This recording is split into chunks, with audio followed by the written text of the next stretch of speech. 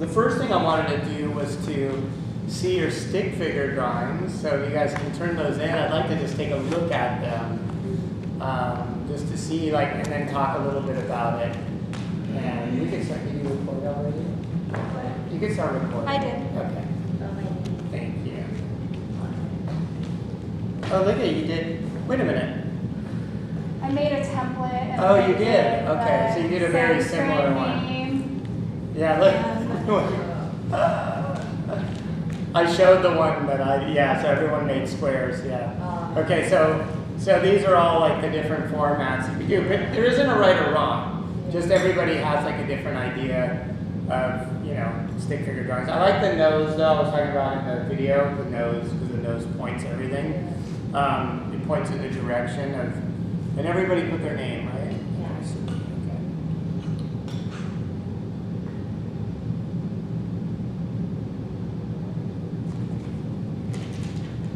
Now, did any of you have, what was, let's go around the room this way. What was your experience doing the stick figure drawings? It definitely took time. I was like really trying not to mess up because I was using pen too. I was like, dang, I need pencil. But, right. Yeah, but it helped a lot though to like see, because you could see your hands and the neck, and so I didn't think about which way you're looking. So I put the little pointer mark that you said to put. Yeah, the nose. Cool. Yeah, you get to see what I go through making this set. It's a similar thing. You know, partially what this is the first like idea of building a sequence video game. This is once you get, it's too hard to draw out. Like you're not going to draw out a full body, and you may not, unless you're really a linear like typist. Some people do like they want to type everything out. If you're a linear learner, there is that too. There's like, some people are very linear in the way that they like to write out things. Unless you're that, this is where how most of you are going to actually do this. When I write up a sequence, I use stick figure drawings. But some people will type up Urdhva Mukha Svanasana, Adho Mukha Svanasana, Chaturanga, or whatever it is. You know, they'll like actually type out the words. I did all three. Yeah, and then some people do all three, which is good. This is actually probably one of the better ways, one of the more thorough formats to do it. But it just depends on your learning, how you learn. You know, it's like one thing I've found is just everyone learns differently. So, you know, the gist is there. And again, like, I don't think that one is better than the other. In the end, it just matters whether you can teach or not. But yeah, so these are cute. These are very, and yours is,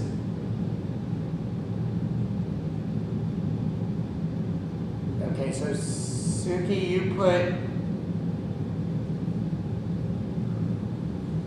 put the name on the top or the bottom? Oh, that's like on the top here. Okay. On the top, yeah. And then I added some comments like look forward or push back, just to help with.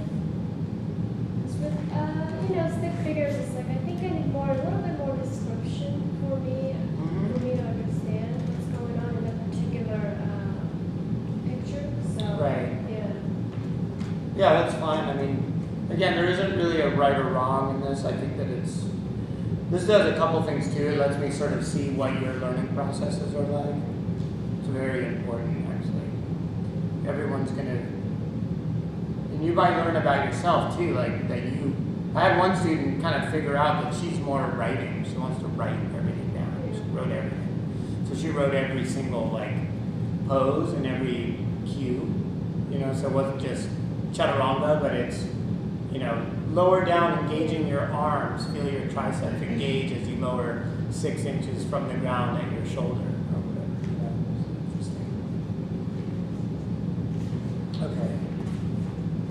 Yeah, this is mainly the process. What did you learn from, or what was your experience doing this? It definitely took some time. I liked It's it. long, yeah. Yeah, because I have to pause it and then draw, pause and draw. Right. And then I have to watch it at least a couple of times to really kind of sink in the patterns and the repetitions. Yeah. But it really helps when I'm actually doing something with my hands. Yeah. So writing it out, drawing it out. Really Yeah. helps. Yeah, this takes a long time. I mean, it really does. But the process is still going to make you learn. Like, this is how you learn to memorize sequencing. At some point, we'll get a chip installed. You know, we'll be like, download it, and you'll just have it in your brain. I can't wait for those days. That will happen, I'm sure. I'd be like the Matrix. I'd be like, download Tai Chi.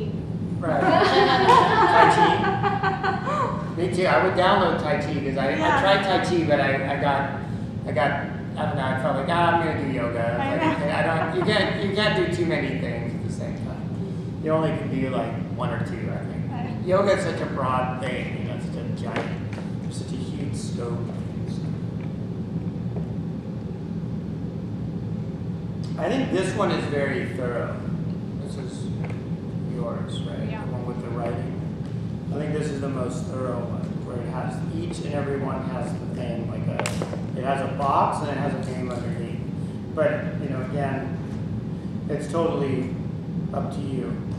So you can use this as your reference too, later on. Did you also, did any of you scan these into a computer? I did. You did? Yeah. Okay. I also saved my template if you need it for your next teacher. Oh, cool. Yeah, that would be Yeah. great. I'll have to actually go through it then. Then I have to look at each pose because I have to make sure that it's accurate. Oh, it's accurate. It was Yeah, tedious. sure? Yeah. You'd be So surprised. what I did was I watched the entirety of the video and wrote down every single pose in a box, and then I watched it again and corresponded each box with the pose, and then I watched it again so I could correspond all the names with each. Okay. Yeah. It probably is. Yeah, it probably is. Like, you'd be surprised. I've had a few times where I'm like, no, it's missing this. You I know? even did the jump backs and the jump forward. Yeah. No, probably. I don't know. I'll look at it. I'll go Yeah. through it another time. But I do recommend scanning these in. I think that the ship has sailed.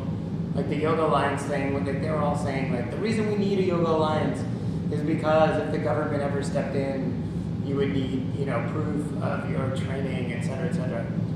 That never happened. Now, that doesn't mean it won't happen, because nobody has a crystal ball. But if it hasn't happened by now, the government, you know, what they did do is they made you guys, now, they've classified you as non-independent contractors. So you will be paid at any studio. Most of them, especially in the future, in California, as an employee from studios, which has its pros and cons. It's good and it's bad.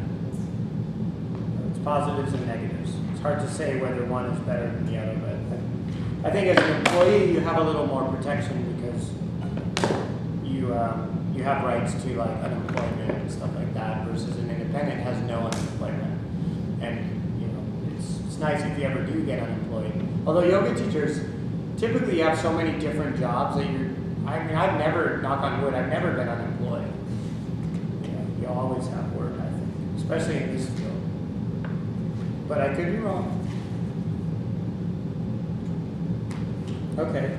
So it sounds like you spent a lot of time. I mean, it took like 2 full days, I would say. Really? Yeah. Wow.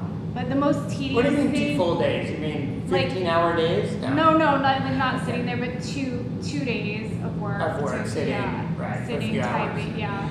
Yeah. The most tedious thing was the drawing, because I was like, oh, we don't use pens anymore, pencils. Like everything is computer, so my hand was starting to hurt while drawing. Oh, the right. fingers had to take a break and then come back to it. Yeah. But yeah, I mean, it's really beneficial doing it that way for me was beneficial in learning the names Okay. in Sanskrit for each pose corresponding with the yoga flow set. So, Okay.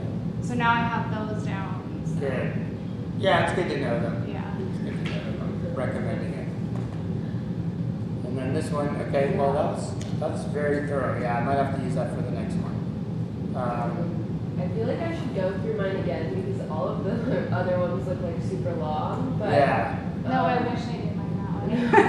This one is very abridged. Yeah, I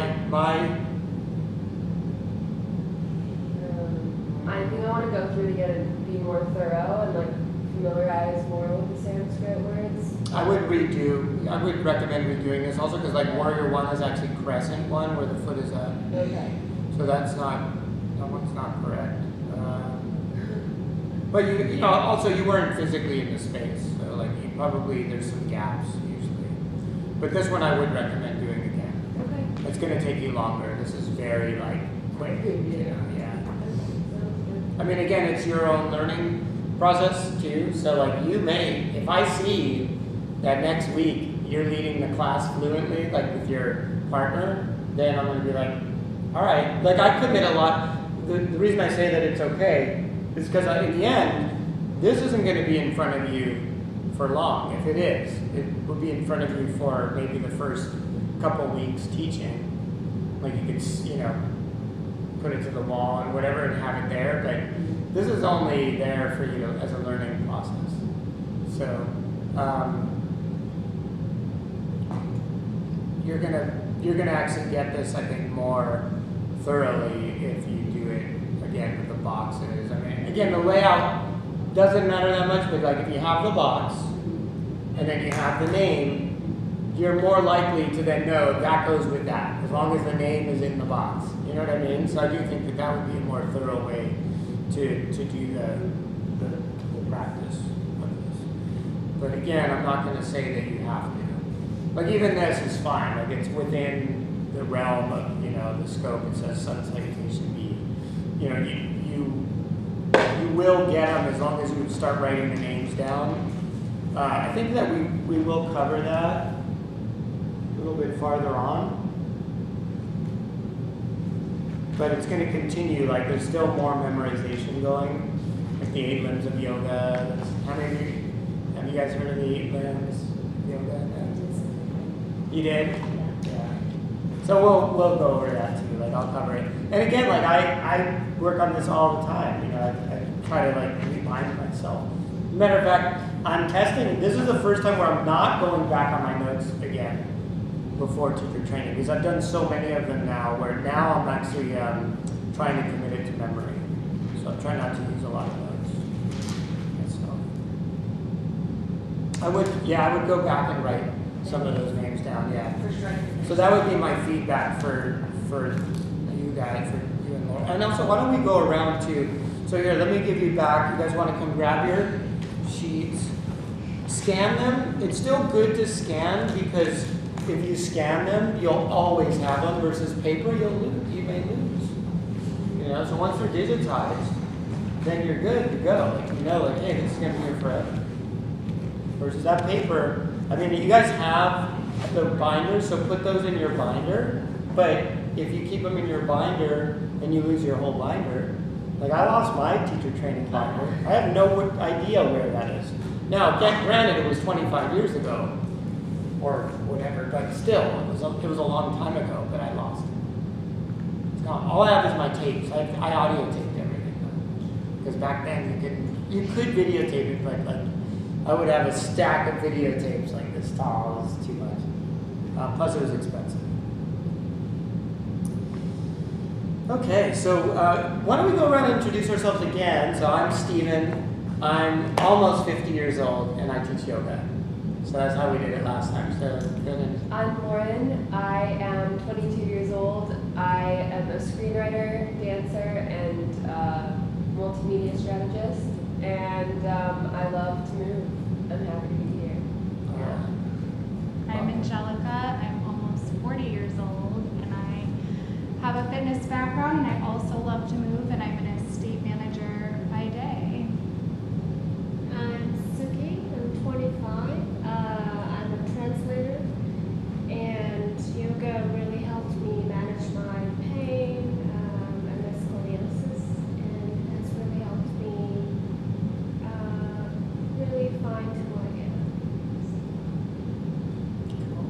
Hi, I'm Liz, and I'm 28. I just turned 28, actually. I'm from Miami, and I'm excited to be a yoga teacher. Cool. I'm surprised all of you. A lot of times I say my age, but I don't expect everyone else to. But I figured, I'll just let you guys run with it then. That's great. Okay, so we're going to go now a little bit farther into since we just finished class. Now, did you see today we did the class? Did you see how it resembled the class that's on the video? Could you tell? Starting like you feel that, right? You're like, oh, that set was the class pretty much that we did. Today I had a lot of beginners, so I did do something a little bit different today, which we'll talk a little bit about, is the different blocks of training. You know how I break it into sort of sequences? There's like the sun salute, sun salutation A, sun salutation B series. So if you look on the sheets, it says A and B, like the first set. And then there's the reverse warrior side angle sequence. So that's like another block. And then there's the balancing sequence. That's another block. And then there's the triangle series, right, which is another chunk. Now there's more to just triangle than that. It's warrior 1, warrior 2, triangle, extended triangle, sparrow, and pyramid. That's the block. But that's another set. I just call it the triangle sequence or triangle block. And there's abs, and then there's the ending series, or the cool down. Some people call it the cool down. But it's called the ending series. So if a class has a lot of beginners, it's going to slow you. You're going to get slowed down quite a bit, actually, because you got to show them. Like when I taught that first Warrior 2, like a bunch of people didn't get it. They were not imposed at all. You guys were, but there were a lot of people that weren't. Like their foot was up, another one had their foot sideways, another one like was just, they weren't in alignment, so I had to teach that twice.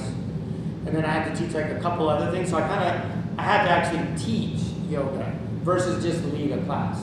You know, so I had to go into some of the details more. So that that'll slow you down a little bit. When that happens, you might find, oh my God, I'm running out of time. So you can omit a block. That's why I break it down into there's 6 blocks in this set I just named.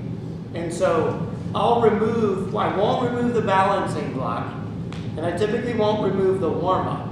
But I might sometimes remove, now it's rare, but I had to do it today because I felt it was necessary. I'll remove the triangle block, the triangle sequence, because otherwise we would have gotten way over time. And it's a choice. You could just teach it and speed through it and just be like, you know, the beginners are going to just have to catch up. You could do that. I did. That's right, we didn't do that. We didn't do triangle, right? I didn't even notice. Right, you don't notice it, right? And I didn't say, and notice too, which we talked a little bit about in the last class, I didn't say, oh my God, I'm running out of time. Oh my God, what am I going to do? Okay guys, you know what, I'm really sorry, I'm going to have to remove the triangle sequence. I didn't even say anything because even though you know the sequence, you didn't really notice that it was missing. You know what I mean? Because it's a fluid art. It's like performance. You know, if you trip, you slide gracefully and you make it like that wasn't a fall. That's how this was. It's the art of slipping, sliding, or whatever. You know, so you deal with it that way. But I'm telling you because you're in teacher training, so I want to talk about how do you deal with situations that arise, and so the way you do is you don't skip one side. I still taught both sides of all the sequences. I just take out a chunk of the class. So one of the blocks, okay? The sequence does not need the triangle sequence. It is a good hamstring stretch, but there are other ones in there. Down dog, even mainly a calf muscle stretch, but there are other poses that will make up for that particular set. So that's the one you remove. I won't remove abs because abs is abs. That's like an important thing, and you know I won't remove that. But we did a bunch of standing sequences already. So if you're going to remove one, remove the triangle set. That's the right one to remove. Now, if you find you need to remove 2 sequences, then you're really teaching slow. Because a lot of times I teach this set and I have time to spare. Like I've taught it as fast as where I had like 14 minutes or 12 minutes left over for meditation. which I only really need 8 for Can we meditation. name each set? What? Can we name each set, so the 6 sets? We can, but not right now. Let's not do it right now. We can. We will. I'll cover a section where I actually bring all the yoga blocks out. You know, I put the blocks out, and we will get it. Okay. It's early for that right now. But I just wanted to explain that if you're teaching a friend and your friend is going to give you an hour. So if you say, let's say you talk to your friend and he or she says, okay, man, but look, I'm doing this as a favor because you let me sleep on your couch last week. You know, I'll give you an hour. So if you have an hour, then that's how you know how to cut it down. But we'll go through that. And if for whatever reason we don't, by the end of this, remind me and I'll make sure we do. But I do break it down. That'll get covered a bunch of different times. Today we're going to cover benefits of cleanse. We'll do some practice of the set again, teaching. So we'll break into dyads, and in dyads we'll practice. I want to talk about a little bit about anatomy with a focus on bones, spine, and wrist joints, major muscle groups. So I'll just talk about grouping of muscles, the different styles of teaching, not the different styles of yoga, but like the different types of teachers in the world. Okay, I want to cover that a little bit. That is a topic. Angles for demonstration of the class. That's pretty self-explanatory, but I still want to talk about it because when I take classes, sometimes I'm like, man, you know, why is this teacher always demonstrating with her back to me? She's showing me Garudasana in a room with no mirrors or where I can't see her in the mirror because there's too many people in front of me, and nobody taught her angles of demonstration. So when you demonstrate a pose, we're going to angle it in a way that most people can see, okay? In other words, not facing this way against a blank wall, behind the column or something, right? Some studios will teach it will have columns in them, and I don't know if it's maybe the teacher's shy. It is possible to be a shy yoga teacher, and so maybe they hide behind something. I don't know. I have seen that though, which has been I've always just been boggled that that's happening. So we'll talk about that. Maslow's hierarchy. How many of you have heard of Maslow, Abraham Maslow, in the hierarchy of human needs? You've heard of him? Okay. In marketing, you must know, yeah, marketing and multimedia, yeah, you must know that. Okay, and we'll talk about a little bit of the difference of like the philosophy of Asia versus the Western idea. This more relates to religion. This one always pushes people's buttons, and I always get, when I do videos, I always get these comments about this stuff. But in the end, everyone has their own ideas about what is going on with the cosmology of East Indian philosophy versus the West. I try to keep it as very these are the facts. But when you talk about religion and stuff, it's really hard because there's a lot of different opinions about religion and points of view and stuff. So I will try to keep it mainly, these are the facts, and as close to the facts as I can keep it. When it comes to religion, there's always room for discussion. Just how it is. Okay, 8 limbs of yoga. Senses and lecture we already did, but I want to talk about word choices relating to the senses. That's a slightly different topic. That's more related to NLP, neuro-linguistic programming. Adjusting poses, and then specific curriculum this week is memorize the 8 limbs of yoga. We're going to talk about it. I'll have video about it too. And then naming the bones of the human body. The one thing I will say, you don't have to name all the bones of the foot. How many bones are in the human foot? 26. Okay, so 26 bones. You do not need to know all the names of all the bones. If you want to memorize it, you can. But for yoga, you don't need to know all the names of every bone. If you're a foot doctor, you do. But we're not doctors, and we'll talk about that later on in the ethics and communication section of the class. That's not today, that's later on. But those are going to be the main topics. The amount of bones in the human foot is on the final exam, so that's why I keep reiterating that. I pretty much will tell you most of the stuff that's on the exam within the classes, Will it but be it's on the book. 26 or 28 to 26. Okay. 26. Yeah, there's some discussion about other things, but 26. I'm going with that number. Again, there's always like, why, yeah, somebody else brought that up last year. That must be a newer development. I think it was in like the anatomy of the foot somewhere. I can't remember, but it was saying like 20. Maybe it was. I don't think it was in Light on Yoga. It was in the anatomy of the anatomy book that you recommended. That one. It says 26, and then in parentheses it says 28. There's some argument over it, but 26 is the number we're going with. Okay. Things change into, like, one person will. A perfect example is some people argue that the SI joint is mobile, and I'll talk about the SI joint. We're gonna do. Is it a mobile joint or a non-mobile joint? And it is the correct answer is it's both. It's a very slightly mobile joint. It's actually not supposed to be that mobile. But it is mobile. It does move a little bit because there's cartilage there, and it moves, it flexes. So, it's sort of what you want to call it. It's not an articulating joint, like, it doesn't move like the elbow does. It's not a highly mobile joint, but it is a joint. And number two, it does move. So it's mobile. But, again, I think that scholars, it's in the nature of studying to want to debate things. So, like, everybody debates a lot of this stuff. But that's why I just answered it directly. It's 26, so, according to our school.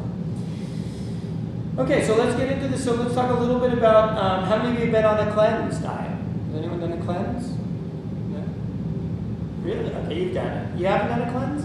Okay, you have. Okay. All right, that's surprising. Almost everyone in yoga class has done a cleanse at some point. Almost every class I've taught. Okay, so we'll talk a little bit about a cleanse. What are the benefits of a cleanse? What did you feel when you did a cleanse? I just felt like physically, I just felt healthier than I've ever been. Okay. My stomach, there's less bloating. Mm-hmm. Those are the best feelings, I guess. What type of cleanse did you do?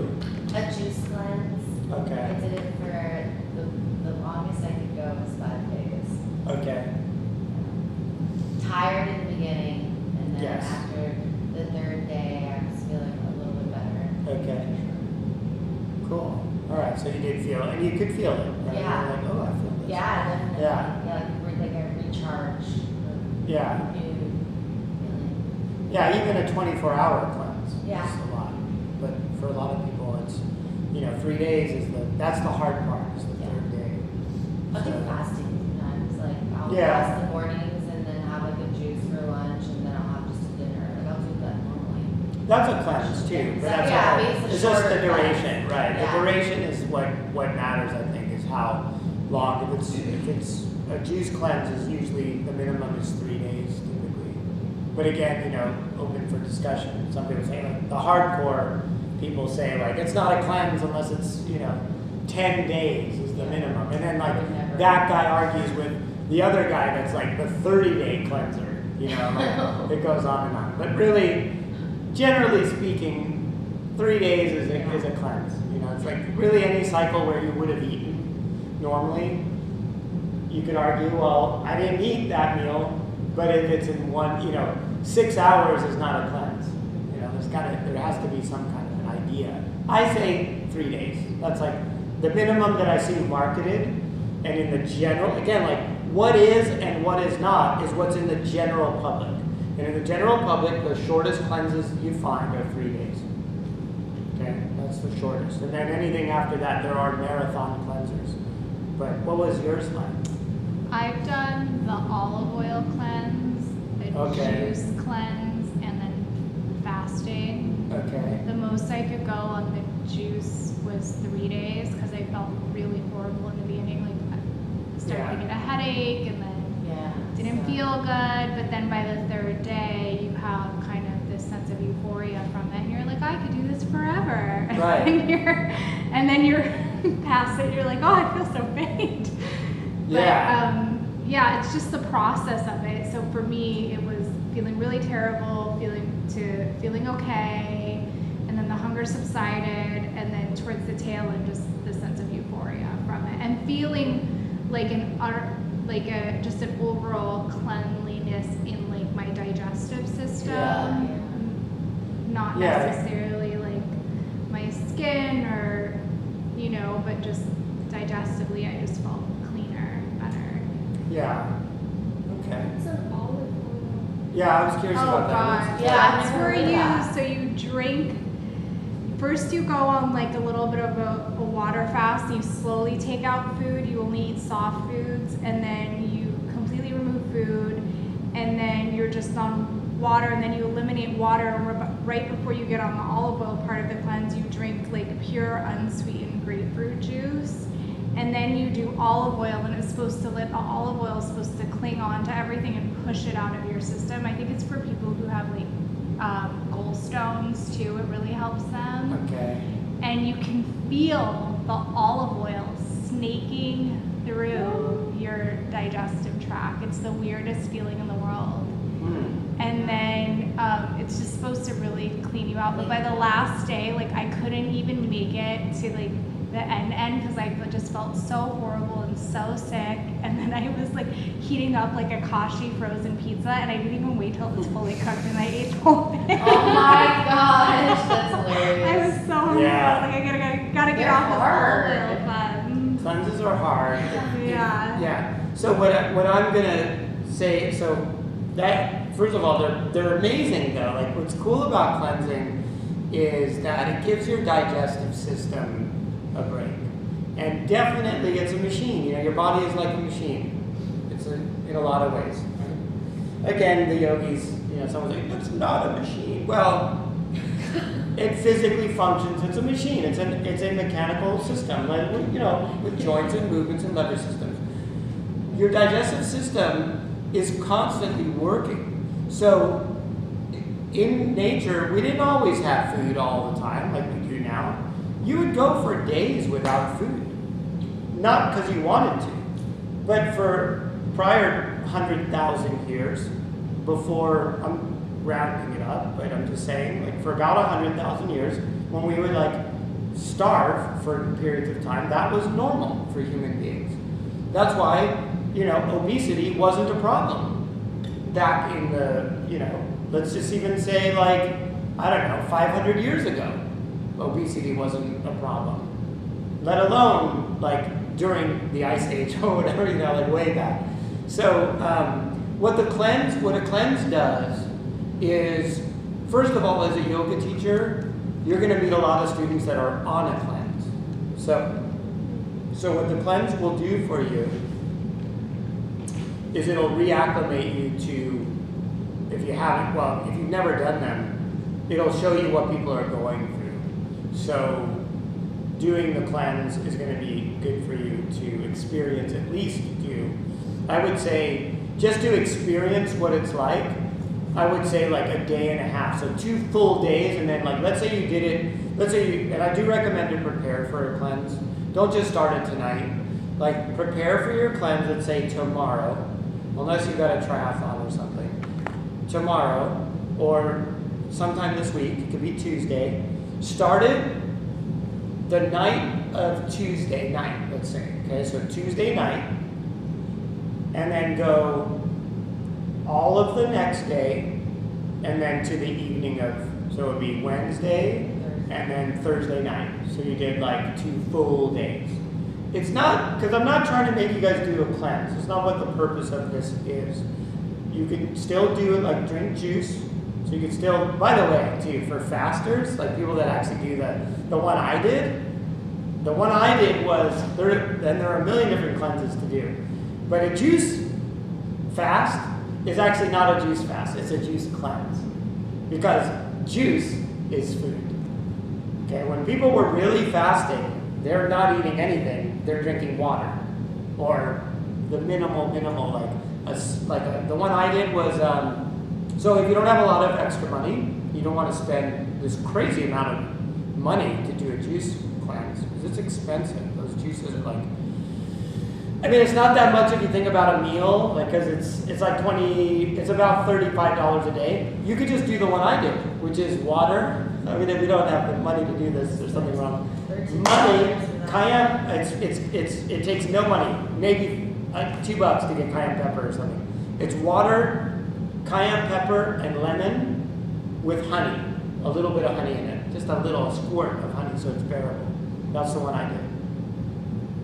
So it's like a gallon of water with like one thing of lemon in it, so like lemon juice of 1 lemon, a little bit of cayenne pepper. I don't know why the cayenne pepper is there, but I guess it's to like keep your blood flowing or something. I don't know. And then some kind of a sweetener. So you can put honey, which is the one that I like. Some people prefer maple syrup. Just figure like 2 tablespoons of maple syrup. That's just to give you something in your system so you don't go totally crazy. It's hard. That alone is hard versus totally fasting. Okay? So what I want you guys to try is just to reacclimate to what that's like.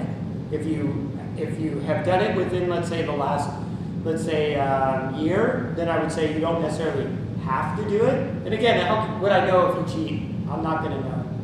But if you know what it's like to go through a juice fast, it makes you a better teacher. Why? Because a lot of your students are fasting and doing this work. So you know how to relate to it. Okay, I've done the juice cleanse too, which they call the juice fast, but it's not, in my opinion, that stuff was so filling. It was too much. I mean, the coconut one they had one that was, and I'm not kidding, like it was like a full-on meal. It was coconut with cashew milk, and some other like sesame seeds or something, like actual seeds in it. So I was like, I drank that like the second day, and I was full. I was like, oh my God, I'm like stuffed right now. Like it really felt like I'd eaten like a giant meal. I got full So, of them. did you? too. Yeah. Yeah, I thought they were too